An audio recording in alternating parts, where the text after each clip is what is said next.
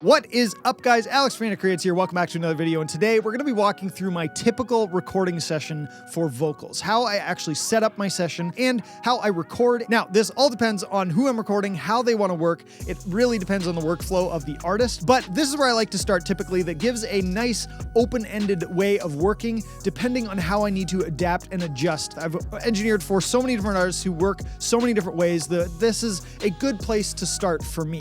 And this is also how I like to record my own vocals, so there are other features and other ways of recording, such as loop record, that doesn't really work for this method, and that's totally fine. If you use some of those other features and you're curious about how I integrate those, if an artist wants to work with that, please leave it in a comment below, because I probably have a different method to deal with that way of working because I've had to do it all. So anyway, with that being said, let's dive into Pro Tools and I'll show you how I lay out the vocal session itself to get ready for the artist to come in and record. So one of my favorite ways to work is actually to create a vocal session, and that just has the tracks that I need, the effects that I need, and an instrumental track, or just stems if I have stems.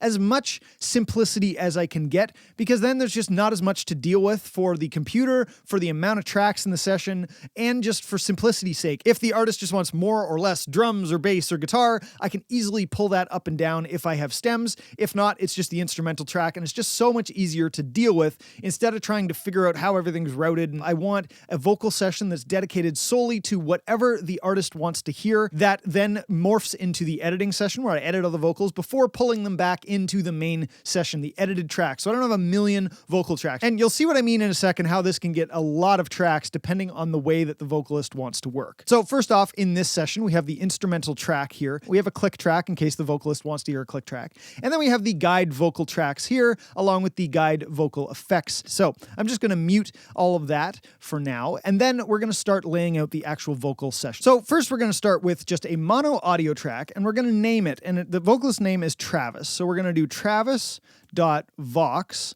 And the vox can be lead vocal, it can be background vocals, it all depends on what we're doing. So maybe I'll replace vox with lead, because I know that it's the lead vocal we're going to be recording. And then dot and the microphone that we're using, which is the M3. And then I do a dash and I put the date. So we'll just put January 1st. And then that is the way that I name the first track. This way I have all the information that I need. If I'm using a compressor or something, sometimes I'll put that in there as M3.1176, whatever. All the different gear that I have, it kind of has a recall, because if I change things up for the background vocals, then I know which mic it is. If it's background vocals versus lead, I can change that, and I have it all recorded in every single audio file that I record. So this is what I name the first track. And this is what I call the record track. This is actually the track that we're going to use to record everything. Now, I also make sure that the input and output is fine, which it is. Next thing I do is I actually duplicate this, and I just relabel this to travislead.qc.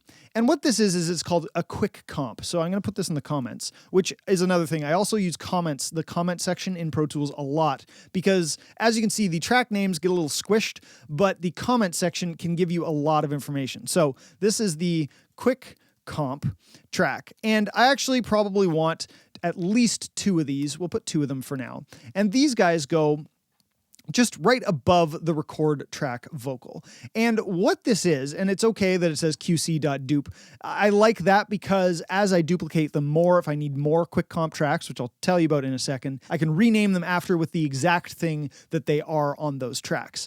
But what the quick comp is as we're recording and we have a take or something that we like or something that we need to hear back, the quick comp tracks are there to kind of do exactly what they say, quick comp. So as we record something and there's a take that they really like or a section that we really like, we can just pop it up onto the quick comp track. And then when I go to comp it, I'm already a few steps ahead because I already have my kind of notes that I have ready. The things that I like the best are already half done. The other thing to this is if we're doing section by section with a track, we can then listen to the verse as we go into the chorus. I can throw that up on the quick comp track. I can pull it down in volume so it doesn't blow his head off, all that kind of stuff. I can do that with the quick comp tracks and the setting stays the same. I don't typically like to hear back on the record track because a vocalist will typically want their vocal track as they're recording much louder than they actually want to hear it back because they're singing along with it. So I don't like to play it off of that because that'll be louder than what we actually want to hear back with different effects on it, whatever the case is. Sometimes the vocalist wants it doused in reverb when they're actually recording, which I can do on the record track, but it doesn't really work very well to play that back because it's way too reverberant when they're not actually singing. So this is where we use a record track, which is this guy, and we use the quick comp tracks to play back something and save our comps, save stuff we really, really like that we think this might be a place to start when we get to comping. Or this is the comp. This is the good take. We're done. It might even be the comp in the end. You never know. It all depends on your workflow for that. The next thing we're going to do is we're going to make what I call take tracks. And that goes below the record track. And just because I'm going to duplicate it, I'm going to take the record off and I'm going to duplicate this.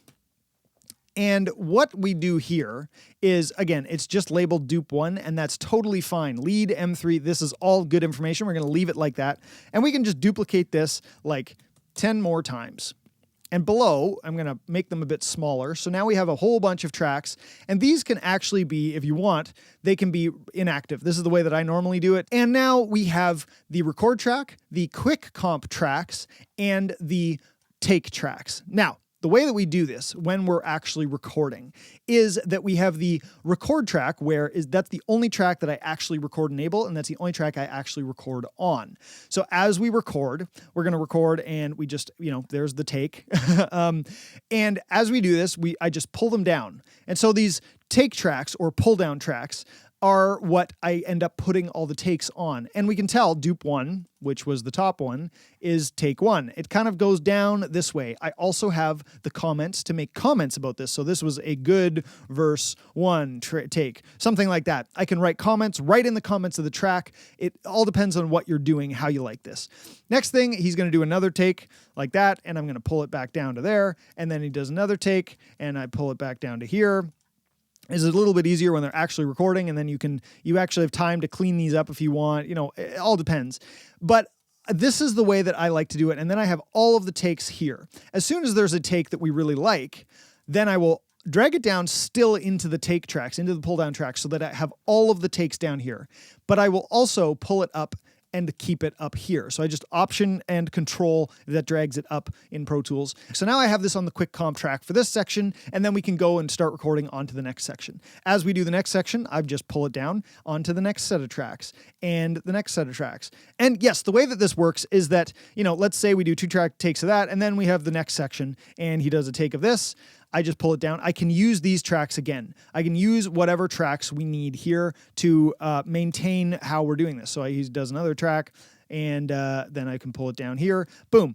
We're going to keep filling up all of the space. These take tracks just stay there so I can see how many takes I've done per section and what we have left to do in the actual track, what we haven't recorded and what we've said, yeah, this is a good take. We can put it up on the quick comp track, all that kind of stuff. The other thing that I sometimes like to do as well is if I don't want to put it on the quick comp track, or I have other options for maybe a double and a triple, it all depends on what you're going for in the end. But if I have stuff like that, I will also use the color palette and just, as the recording, I have time to literally do this, and I can just color these things with different color markers that I will see later on down the line. This one's green because it was good. This one was okay, so maybe it gets brown. It all really depends on your methodology, how you actually do your colors. That's just one of the ways that I like to differentiate some of these. But if I really like something, then I can always throw it up on the quick comp track. The key here is to leave it on the pull down tracks, leave it on the take tracks, so you know that on the take tracks down below, you have all of the takes that you have available. So if anything happens, you don't like the quick comp, you want to restart, you don't have to worry about what's on the quick comp and where it was in the succession of takes that you did, because as you're comping, at the beginning it was a little bit weird on the beginning part of it, and at the end we had kind of dialed in the gruffness of it, and in the middle it was a bit different between all the different takes. We don't have to worry about where the quick comp was exactly in that. We can look at it because it's all named, so we can tell. So we can make a whole new comp if we want with just a playlist. We can just make this new quick comp, done. That's why I leave everything on the actual take tracks down below.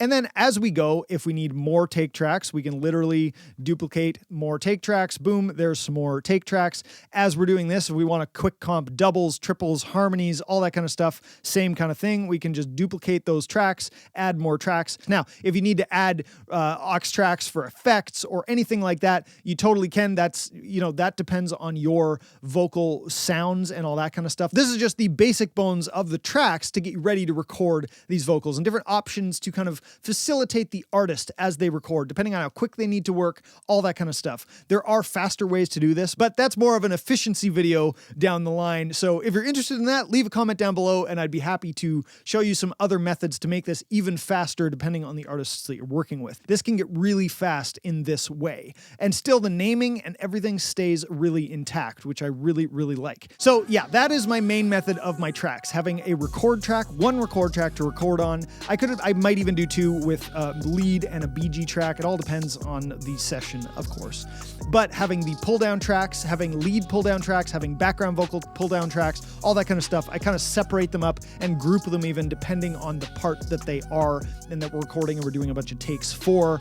And then we will also have the quick comp tracks, and that is where we kind of throw stuff on to actually hear it, and we can kind of put plugins on there to hear them in real time along with the track, to hear how things are sounding, hear how things go together, and be one step ahead when we're ready to comp. So once you've actually done the session, the next thing to obviously do is comp the vocal, depending on if you like the quick comp that you've created or if you need more comps to go through every word, every line, every section, doesn't really matter. This gives you that, and I'm gonna explain that in the next video. This is gonna be a little bit of a series kind of a thing. So next is how I actually comp vocals, building upon this session layout and this structure. Now, one note before we end off here is, in case you're wondering why I haven't even talked about playlists or using playlists for recording, and wouldn't that just be easier? They're unorganized to me, especially the vocals. If you're doing words or little sections, you can't kind of reuse playlists the same way that you use tracks on the screen, where you can use the same tracks for different parts of the song as you pull them down onto the tracks.